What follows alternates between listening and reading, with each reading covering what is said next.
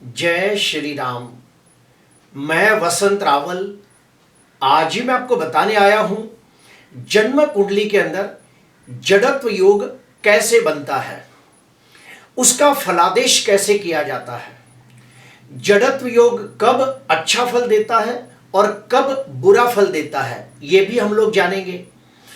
और वीडियो के आखिरी में मैं आपको बताऊंगा कि अगर किसी व्यक्ति की जन्म कुंडली के अंदर जड़त्व योग बनता हो तो उसका निवारण कैसे करें, उसका उपाय क्या करें। सबसे पहले हम लोग जानेंगे कि जड़त्व योग बनता कैसे है। जन्म कुंडली के कोई भी भाव के अंदर, कोई भी राशि के अंदर जब बुध और राहु एक साथ बैठ जाते हैं तो वहां पर जड़त्व योग नाम का अशुभ योग निर्माण होता है। अभी हम लोग जानेंगे कि उसका फलादेश कैसे किया जाता है, वो नियम मैं आपको बताना चाहता हूं। आइए देखते हैं। आपको समझाने के लिए मैंने कुंडली बनाई है ताकि मैं अपनी बातें आपको आसानी से समझा सकूं। फलादेश करते समय सबसे पहले हमें देखना होता है कि बुध और राहु के अंश कितने हैं। अगर जो बुध और राहु के अंशों के बीच में कम से कम 7 अंशों का फर्क हो तो हम उसे अंशात्मक युति कहते हैं। आपको समझाने के लिए यहां लिखा है बुध 5 अंश का है और राहु 9 अंश का है, तो बुध और राहु के बीच में 4 ही अंशों का तफावत है, तो इसे हम अंशात्मक युति कहते हैं। तो इसका बहुत जबरदस्त फल देखने को मिलता है। ठीक उसके विपरीत जाते हैं। यहां पे देखिए बुध 5 अंश का है और राहु 27 अंश का है, तो बुध और राहु के अंशों में 22 अंशों का तफावत है, तो इसे हम कमजोर युति, निर्बल युति, बलहीन युति मानते हैं और इसका अशुभ फल 90% नहीं मिलता है। यह हो गई पहली बात। दूसरा, अगर जन्म कुंडली के अंदर बुध राहु एक साथ बैठे हो लेकिन चलित कुंडली के अंदर बुध और राहु अलग अलग भाव में चले जाए तो वो जड़त्व योग का अशुभ फल आधे से कम हो जाता है। तीसरा, अगर जन्म कुंडली के अंदर बुध राहु की युति हो रही हो और नवमांश कुंडली के अंदर भी बुध राहु एक साथ बैठे हो तो समझ जाना 100% उसका अच्छा या बुरा फल आपको देखने को मिलेगा। अभी हम और एक स्टेप अंदर जाते हैं। फलादेश के भी 3 अलग अलग नजरिए हैं जो मैं आपको बताना चाहूंगा। जब भी कुंडली के अंदर भयंकर अशुभ योग यानी कि जड़त्व योग बनता है तो सबसे पहला बुध के जो कारक तत्व है उसके अशुभ फल मिलते हैं, यानी कि बुध के कारक तत्वों का शुभ फल प्राप्त नहीं होता। यह पहली बात। दूसरा, बुध जिन भावों का स्वामी है उन भावों के भी शुभ फलों में कमी आ जाती है। तीसरा, जड़त्व योग जिस भाव में हो रहा है उस भाव के भी शुभ फलों में कमी आ जाती है। अभी हम जानेंगे सबसे पहला बुध के कारक तत्व का फलादेश कैसे किया जाता है। देखिए, बुध विद्या का कारक है। जो भी बच्चा पढ़ाई करता हो और अगर उसकी कुंडली के अंदर आपको बुध और राहु की अंशात्मक युति नजर आए तो समझ जाना ऐसे व्यक्ति के पढ़ाई के अंदर बहुत सारे विघ्न, अड़चाने, रुकावटें, तकलीफें आएगी और वो बच्चा पढ़ाई में कमजोर होते जाएगा और चाह कर भी वो हायर एजुकेशन हासिल नहीं कर पाएगा। और अगर एक बार हिम्मत करके वो हायर एजुकेशन कर भी ले तो उस पढ़ाई का उसे ठीक से फायदा नहीं होता। बुध बुद्धि का भी कारक है। जिनकी भी कुंडली के अंदर बुध राहु का जड़त्व योग बनता है ऐसे व्यक्ति हमेशा कंफ्यूज रहते हैं, उनमें निर्णय शक्ति का अभाव होता है और सही वक्त पे सही निर्णय नहीं ले पाते। बुध व्यापार का कारक भी है। जिनकी भी कुंडली के अंदर बुध और राहु की अंशात्मक युति होती हो तो ऐसे व्यक्ति अगर व्यापार करें तो उन्हें व्यापार में बहुत सारे उतार चढ़ाव का सामना करना पड़ता है। उन्हें हमेशा आर्थिक नुकसान की संभावना ज्यादा रहती है। ऐसे व्यक्ति व्यापार में बहुत मेहनत करने के बावजूद वो उन्नति, प्रगति, विकास प्राप्त नहीं कर पाते जिसके वो हकदार होते हैं। बुध चमड़ी का कारक भी है। अगर किसी की कुंडली के अंदर बुध राहु की अंशात्मक युति जड़त्व योग बनाती हो तो ऐसे व्यक्ति को स्किन की एलर्जी हो सकती है, एक्जिमा जैसी बीमारियां भी हो सकती है। उसके बाद मैं और एक स्टेप आगे बढ़ूंगा कि बुध वाणी का कारक भी है। जिनके भी कुंडली में बुध राहु की अंशात्मक युति जड़त्व योग बनाती हो, ऐसे व्यक्ति अपनी इच्छाओं को, अपनी भावनाओं को, अपनी कल्पनाओं को शब्दों में व्यक्त नहीं कर पाते। ऐसे व्यक्ति अपनी वाणी की शक्तियों का सदुपयोग नहीं कर पाते। अभी हम जानेंगे कि इसका अच्छा फल कब मिलता है, वो भी मैं बता दूं। अगर मान लो बुध कुंडली के अंदर लग्नाधिपति, पंचमाधिपति, भाग्याधिपति बनकर, फिर से कहूंगा, लग्नाधिपति, पंचमाधिपति, भाग्याधिपति बनकर अगर स्वगृही हो, मित्र क्षेत्री हो, उच्च का हो और राहु की डिग्री ज्यादा हो, बुध की डिग्री ज्यादा हो और राहु की डिग्री बहुत कम हो, या फिर इन दोनों के अंशों में बहुत ज्यादा तफावत हो, तो फिर ये जड़त्व योग अच्छा फल भी देता है। ऐसे व्यक्ति एक अच्छे जासूस बन सकते हैं, डिटेक्टिव बन सकते हैं, रॉ एजेंट बन सकते हैं। जिनके भी कुंडली के अंदर बुध कुंडली का कारक ग्रह बनकर स्वगृही, मित्र क्षेत्री, उच्च का होकर राहु के साथ बैठा हो और दोनों की डिग्री में बहुत सारा तफावत हो, तो ऐसे व्यक्ति अगर पढ़ाई करते हो तो उन्हें पढ़ाई में software engineer, aeronautical engineer, radar engineer जैसी पढ़ाई से फायदा होता है। ये लोगों को एआई के अंदर, रोबोटिक के अंदर, ग्राफिक डिजाइनर के अंदर, ये सब पढ़ाई में भी बहुत फायदा होता है। ऐसे व्यक्ति एक अच्छे जादूगर बन सकते हैं, एक अच्छे ज्योतिषकार, तांत्रिक बन सकते हैं, और अगर ये लोग रिसर्च के क्षेत्र में जाए तो बहुत नामना कमाते हैं। अभी हम दूसरे नियम पे आते हैं कि बुध जिन भाव का स्वामी है उन भाव के शुभ फलों में भी कमी आ जाती है।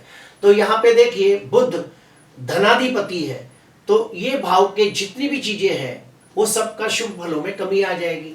बुध पंचमाधिपति भी है, तो पंचम भाव से लगती सब चीजों में कमी आने लगेगी। ये हो गया दूसरा नियम। और तीसरा नियम क्या है? जड़त्व योग जिस भाव में बन रहा है उस भाव के शुभ फलों में भी कमी आ जाएगी। जैसे कि यहाँ पे बुध राहु की अंशात्मक युति चौथे भाव में हो रही है, तो आप कह सकते हो कि इसका माता के साथ मतभेद, टकराव हो सकता है। इसके घर के अंदर हमेशा कंकास, कलेश, अशांति, लड़ाई झगड़े होते रहेंगे। ऐसे व्यक्ति को अपने नाम के ऊपर कोई भी प्रॉपर्टी नहीं खरीदी करनी चाहिए, वरना वो डेड इन्वेस्टमेंट हो जाएगा। ऐसे व्यक्ति को अपने नाम पे कोई भी गाड़ी की खरीदी नहीं करनी चाहिए, वरना उस गाड़ी से उसको लाभ ना होगा। चौथा भाव है जमीन जायदाद प्रॉपर्टी का, तो जमीन जायदाद प्रॉपर्टी के वजह से ये आदमी को कहीं ना कहीं तकलीफों का सामना करना पड़ेगा। तो इस प्रकार से फलादेश किया जाता है। अभी हम लोग और एक स्टेप अंदर जाके देखेंगे कि जड़त्व योग सबसे ज्यादा खराब फल कब दे सकता है, वो कौन सी स्थिति हो सकती है, तो वो भी मैं आपको बताना चाहूंगा। कि जैसे मान लो एग्जाम्पल के तौर पे यहाँ पे मेष लग्न की कुंडली है और सप्तम भाव के अंदर बुध और राहु एक साथ बैठे हैं, तो यहाँ जड़त्व योग बन रहा है। तो सबसे पहले तो मैं आपको कहूंगा कि जो बुध है ये सप्तम भाव के अंदर मरण कारक माना गया है, यानी कि सप्तम भाव के अंदर बुध बैठा हो तो बिल्कुल अच्छा फल नहीं देता। साथ में राहु भी है तो जड़त्व योग भी बन गया। उसके साथ साथ और देखिए, लग्नाधिपति मंगल नीचका होकर अपनी चौथी दृष्टि से बुध को देख रहा है, तो यहाँ पे और नेगेटिव पॉइंट बढ़ गए। फिर यहाँ देखिए, लग्न में ही शनि नीचका होकर अपनी सातवीं दृष्टि से बुध को देख रहा है, तो और भी खराब पॉइंट हो गए। तो यहाँ पे एक नहीं, दो नहीं, तीन नहीं, चार चार खराब पॉइंट हो गए। पहला, सप्तम भाव के अंदर बुध मरण कारक है। नंबर 2, बुध जड़त्व योग में है। नंबर 3, नीच के मंगल की दृष्टि है। नंबर 4, नीच के शनि की दृष्टि है। तो ऐसे स्थिति के अंदर ये जड़त्व योग बहुत खराब फल देगा और बुध के कारक तत्वों का शुभ फल प्राप्त न होगा। सप्तम भाव के अंदर जड़त्व योग है तो हम कहेंगे कि इसके विवाह में बहुत सारे विघ्न आएंगे, सगाई होके टूट जाएगी, शादी के बाद लड़ाई झगड़े होंगे, विवाह भंग हो सकता है। अगर ऐसा व्यक्ति पार्टनरशिप में बिजनेस करे तो उसमें भी नुकसान हो सकता है। और अगर जो जड़त्व योग जिस राशि में बैठा हो उस राशि का स्वामी भी नीच का हो जाए तो इस भाव का बेड़ा गर्द हो जाएगा और बहुत खराब फल मिलेगा। आपको समझाने के लिए मैंने और एक कुंडली बनाई है जिसके अंदर मैं आपको ये बताऊंगा कि जड़त्व योग अशुभ फल कब नहीं दे पाता, यानी कि जड़त्व योग का अशुभ फल 90% कम कब मिलेगा और हो सकता है कि जड़त्व योग का फल अच्छा भी मिले, तो वो मैं आपको बताना चाहता हूं।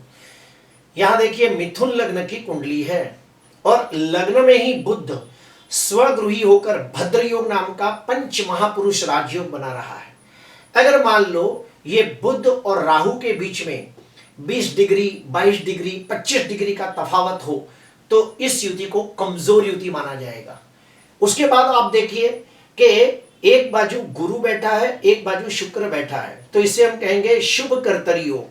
तो यहां कितने पॉइंट हो गए? 3 पॉइंट हो गए। सबसे पहला, बुध स्वगृही होकर केंद्र में भद्र योग नाम का पंच महापुरुष राजयोग बना रहा है।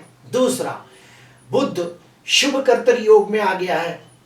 तीसरा, बुध लग्न भाव में दिग्बली भी होता है और इन दोनों के अंशों में काफी तफावत हो, यानी कि 18 डिग्री, 20 डिग्री, 22 डिग्री, तो ये जड़त्व योग का अशुभ फल नहिवत हो जाता है।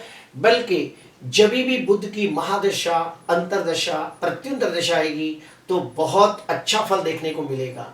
बुध जिन भाव का स्वामी होगा उसका भी अच्छा फल देखने को मिलेगा, जड़त्व योग जिस भाव में होगा उसका भी अच्छा फल देखने को मिलेगा।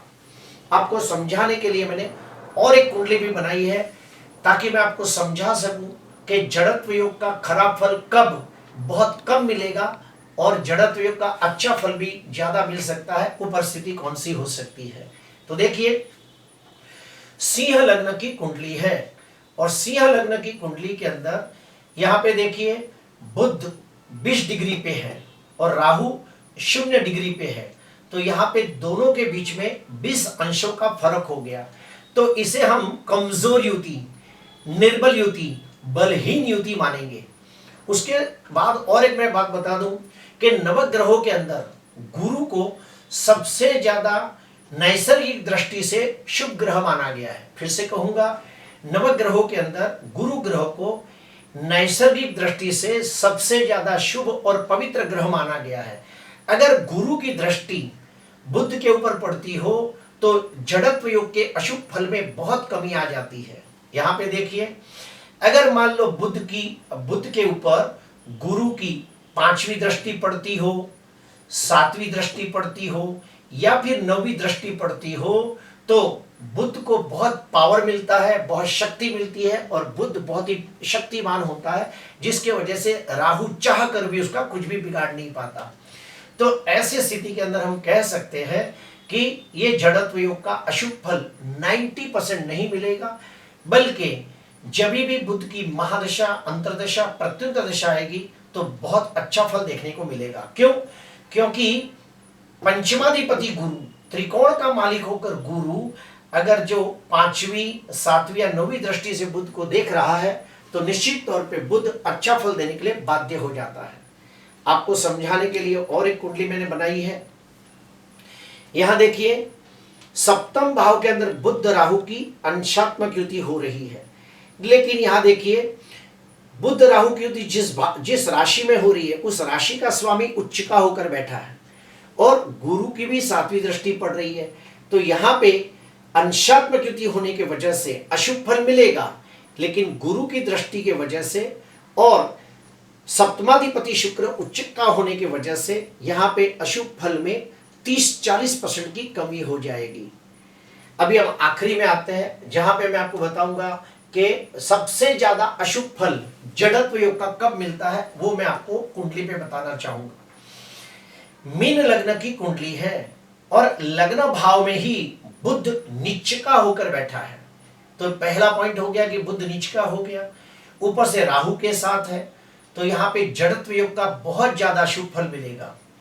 उसके बाद ये जड़त्व योग पाप कर्तर योग के बीच में आ गया है, शनि और मंगल के बीच में आ गया है। तो पहले तो बुध नीचका, फिर राहु के साथ जड़त्व योग और पाप कर्तर योग में, तो निश्चित तौर पे ये जड़त्व योग का बहुत खराब फल मिलेगा और हम कहेंगे कि ये बच्चा पढ़ाई नहीं कर पाएगा, व्यापार में बार बार नुकसानी करेगा, इसका दिमाग हमेशा बहुत ही चंचल रहेगा, सही वक्त पे सही निर्णय नहीं ले पाएगा और ये व्यक्ति हमेशा तकलीफों में जिएगा, परेशानियों में जिएगा, और ये व्यक्ति थोड़ा भुलक्कड़ भी हो सकता है, इसकी याददाश्त भी कमज़ोर हो सकती है। इस प्रकार से प्रेडिक्शन किया जाता है।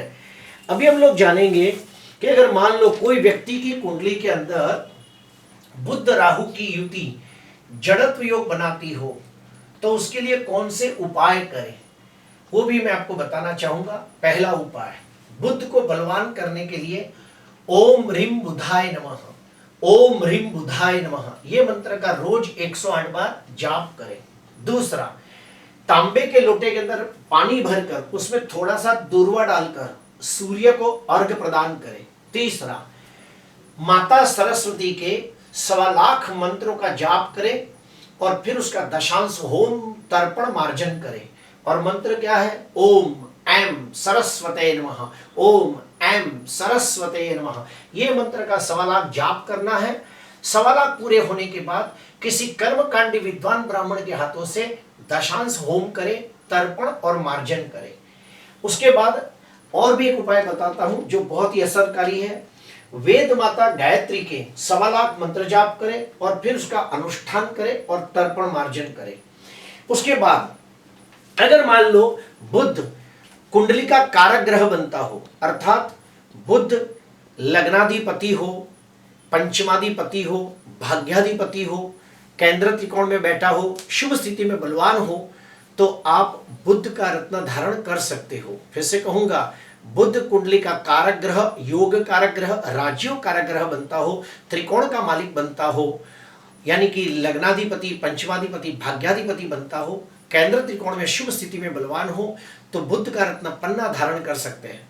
अगर जो बुध कुंडली का मारक ग्रह हो तो फिर पन्ना धारण ना करें, बुध से लगती चीजों का दान करें। और आखिरी में मैं आपको कहूंगा, अगर बुध जड़त्व योग में है तो ऐसे व्यक्ति को खास करके माता सरस्वती का अनुष्ठान करना चाहिए, गायत्री का अनुष्ठान करना चाहिए, इससे बड़ा लाभ होता है।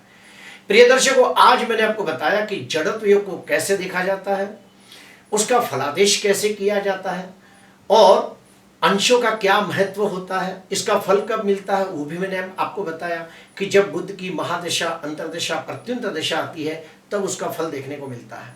आज के लिए बस इतना ही। अगर आपको अच्छा लगा हो तो जरूर लाइक करना, सब्सक्राइब करना। नमस्कार।